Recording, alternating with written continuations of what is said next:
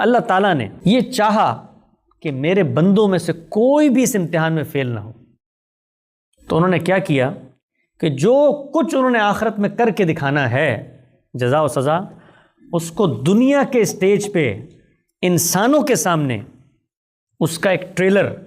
اس کا ایک ریپلیکا، اس کا ایک ٹیزر، اس کی ایک فلم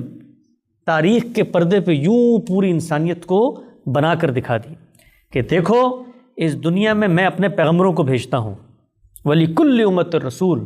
ہر امت کے لیے ایک رسول ہے، فَإِذَا جَاءَ رَسُولُهُمْ، جب ان کا رسول آ جاتا ہے، قُضِيَ بَيْنَهُمْ بِالْقِسْطِ، تو ہم دنیا میں وہی فیصلہ کر دیتے ہیں جو ہم نے آخرت میں کرنا تھا، فَهُمْ لَا يُظْلَمُونَ، اور ان پہ ظلم نہیں کیا جاتا۔ یہ کیوں ہوتا ہے؟ یہ اس لیے ہوتا ہے لِأَلَّا يَكُونَ لِلنَّاسِ عَلَى اللَّهِ حُجَّةٌ بَعْدَ الرُّسُلِ، اس لیے کہ وہ رسول زمین پر کھڑے ہو کر اللہ کی حجت لوگوں پر قائم کر دیتے ہیں اور ان کے پاس کوئی عذر دینے کے لیے باقی نہیں رہتا۔ اور پھر اس کے بعد اللہ تعالیٰ کیا کہتے ہیں کہ وہی جزا اور سزا وہاں پر ہوتی ہے، وہی ہم یہاں کر کے دکھاتے ہیں، کتب اللہ لأغلبن انا ورسولی، ہم دنیا میں رسولوں کو غلبہ دے دیتے ہیں اور دنیا کو یہ پیغام دیتے ہیں کہ دیکھ لو اللہ کے اس امتحان میں اگر سرکشی کرو گے، خلاف ورزی کرو گے، تو یہ نتیجہ مرتب ہوگا جو اس وقت تمہارے سامنے دنیا میں ہو گیا۔ اور جب یہ نتیجہ مرتب ہوتا ہے تو اللہ تعالیٰ اس پیغمبر کو کہتے ہیں کہ یہ تمہارے ساتھ پہلی دفعہ نہیں کیا میں نے، یہ پیچھے بھی میں یہی کرتا چلا آیا ہوں، میں نے نوح کی قوم کے ساتھ یہ کیا، میں نے صالح کی قوم کے ساتھ یہ کیا، میں نے ہود کی قوم کے ساتھ یہ کیا، میں نے شعیب کی قوم کے ساتھ یہ کیا، میں نے ابراہیم، موسیٰ، عیسیٰ، یوشع، ان سب کی قوموں کے ساتھ یہی کیا اور دنیا میں نتیجہ مرتب کر کے دکھایا۔ جب اللہ دنیا میں نتیجہ مرتب کرتے ہیں تو اس موقع پر جو رسول اللہ صلی اللہ علیہ وسلم کی امیڈیٹ آڈینس تھی، جو ابراہیم علیہ السلام کی امیڈیٹ آڈینس تھی،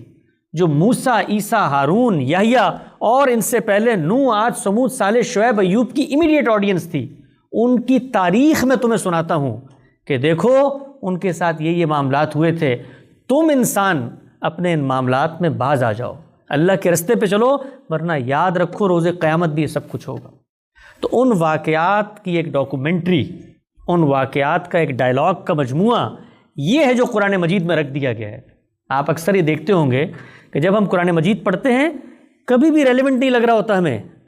3 صفحے پڑھنے کے بعد یاد کرو بنی اسرائیل ہم نے تمہارے ساتھ کیا کیا۔ بھائی میں تو یہاں پر گولڈ کوسٹ میں بیٹھا ہوں، میری زندگی کے مسائل تو بڑے مشکل ہیں، بنی اسرائیل کے 2000 سال پرانے قصے مجھے سنائے جا رہے ہیں۔ کیوں سنائے جا رہے ہیں؟ اس لیے سنائے جا رہے ہیں کہ یہاں گولڈ کوسٹ میں رہنے کے بعد کل تم نے بھی مرنا ہے اور جزا و سزا ہونی ہے، تو دیکھ لو یہ جزا و سزا کتنی حقیقی ہے کہ ابتدا سے لے کر انتہا تک اللہ نے دنیا میں نتیجہ مرتب کر کے دکھایا۔ تو جب نتیجہ مرتب کیا تو اس موقع پر یہ ضروری تھا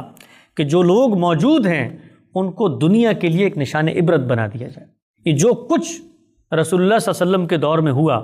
جس کی کہانی آپ قرآن میں پڑھتے ہیں کہ اللہ کے پیغمبر کو اللہ تعالیٰ کہہ رہے ہیں فَاقْتُلُوا الْمُشْرِكِينَ حَيْثُ وَجَدتُّمُوهُمْ، کافروں کو مار دو جہاں ملے چاہو پاؤ، حَيْثُ وَجَدتُّمُوهُ خُذُوهُ وَاحْصُرُوهُ وَخُذُوا لَهُمْ كُلَّ مَرْصَدٍ، گھاٹ میں چھپے ہوں تو نکال کے چوہے کے بلوں سے ان کو مار دو۔ یہ آپ پڑھتے ہیں، یہ آپ پڑھتے ہیں کہ رسول اللہ نے فرمایا اُمِرْتُ أَنْ أُقَاتِلَ النَّاسَ حَتَّىٰ يَقُولُوا لَا إِلَٰهَ إِلَّا اللَّهُ، مجھے حکم دیا گیا ہے کہ میں قتال کروں جب تک یہ کلمہ نہ پڑھ لیں۔ آپ نے سنا ہوگا کہ رسول اللہ نے فرمایا کہ میرا رزق جعل اللہ رزق تحت ظل رمی، تلواروں کے سائے میں میرا رزق رکھ دیا گیا ہے، وجعل الصغار علی من خالف امری، اور ہر اس شخص کے لیے ذلت اور رسوائی ہے جو میری مخالفت کرتا ہے، من تشبہ بقوم، جو ان قوموں کی طرح ہوگا فہو منہم، انہی میں سے ہوگا۔ تو اللہ کے پیغمبر کی جو آڈینس تھی ان میں پیغمبر نے 23 سال رہ کر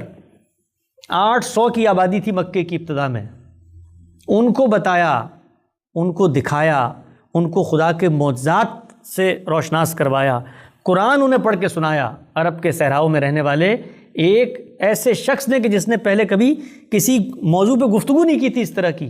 ان کو بتایا یہ کائنات کی حقیقتیں ہیں، باز آ جاؤ۔ جب اس قوم نے باز آنے سے انکار کر دیا تو زمین پہ اس کا فیصلہ کیا۔ کس نے کیا؟ اللہ نے کیا۔ اللہ نے فرمایا پیغمبر کو وما رمیت اذ رمیت وماکن اللہ رہا، تم نے مٹی نہیں پھینکی ہے پیغمبر، میں نے پھینکی ہے۔ وہ کچھ نہیں کر سکے ہمارے پیغمبروں کے سامنے، تم نے قتل نہیں کیا، اللہ نے قتل کیا۔ بدر میں فرشتے اترے، احزاب میں ہوائیں آئیں، اور خندق میں اللہ کی تائید اور نصرت پہنچی، اس سے دنیا میں فیصلہ ہوا۔ تو اللہ کی جزا و سزا کا ایک ریپلیکا اور ٹریلر کی داستان ہے جو قرآن میں لکھ دی گئی ہے، اس داستان کی اسپیسیفک آڈینس کے بارے میں گفتگو ہو رہی ہے کہ اب یہ اس جگہ پر پہنچ چکے ہیں کہ اللہ کے عذاب کا شکار ہوں گے، ان سے دوستی کرنے کے بارے میں مت سوچنا، کیونکہ یہ جانے والے ہیں دنیا سے۔ ان لوگوں کے بارے میں کہا گیا، یہ آج کے یہودی، آج کے مسیحی، یہ زیر بحث نہیں ہے وہاں پہ۔ ان لوگوں کے بارے میں کہا گیا ہے کہ اب ان کا فیصلہ اللہ نے کر دیا ہے، ان کی مغفرت کی دعاؤں سے بھی کچھ نہیں ہوگا۔ ان لوگوں کے بارے میں کہا گیا۔ ان لوگوں کے بارے میں کہا گیا ہے کہ حکومت اب صرف تمہیں ملے گی، کیونکہ یہ اللہ کی حکومت ہے، اللہ کی تائید ہے، ان کا اس حکومت پہ اب کوئی حق نہیں ہے۔ ان لوگوں کے بارے میں کہا گیا ہے، اور ان لوگوں کے بارے میں کہا گیا ہے کہ اگر یہ ایمان نہ لائے تو زمین کے پیٹ سے اکھاڑ دیے جائیں گے، اور ایمان لانے کے بعد اگر یہ مرتد ہو جاتے ہیں تو تب بھی ان کے ساتھ یہی معاملہ ہوگا، اس لیے کہ رسول کی موجودگی میں انکار کر رہے ہیں۔ تو اللہ کے پیغمبر کو جب اللہ بھیجتے ہیں تو دنیا میں کچھ نتیجے مرتب ہوتے ہیں،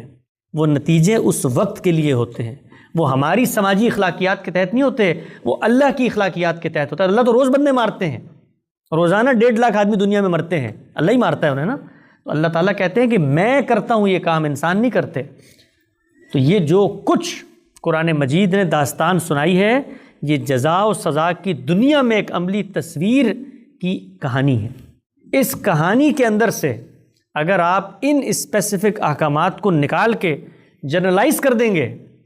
تو پھر دین کی ساری بساط الٹ جائے گی۔ اس کا پتہ ہے کیا نتیجہ نکلے گا؟ وہ یہ کہ جو کام اللہ تعالیٰ نے رسولوں کے ساتھ ختم کر دیا تھا،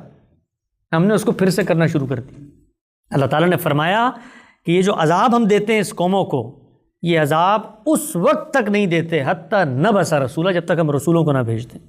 تو رسولوں کے ساتھ یہ خاص چیز تھی، پیغمبروں کے ساتھ یہ خاص چیز تھی، اور یہ صرف ہمارے پیغمبر کے ساتھ خاص نہیں تھی، مسیح علیہ السلام کے ساتھ بھی یہ خاص چیز تھی۔ جنہوں نے ان کا انکار کیا، اللہ نے پھر ان کو پہلی جنریشن کی موجودگی میں سزا دی۔ موسیٰ علیہ السلام کے ساتھ بھی یہی تھی کہ جب وہ گئے طور پہ اور پیچھے لوگوں نے انکار کیا تو ان کو حکم دیا فَاقْتُلُوا أَنفُسَكُمْ کہ ان لوگوں کو اب ختم کریں گے۔ ابراہیم کی قوم کے ساتھ بھی تھی۔ تو اللہ کا عذاب کبھی آسمانوں سے اترتا ہے، ابر و باد کے لشکر، صاب و حاسب کے طوفان آتے ہیں، اور کبھی انسانوں کے ہاتھوں سے عذاب دیا جاتا ہے۔ تو یہ جو کچھ غلط فہمیاں ہمارے دلوں میں پیدا ہوتی ہیں،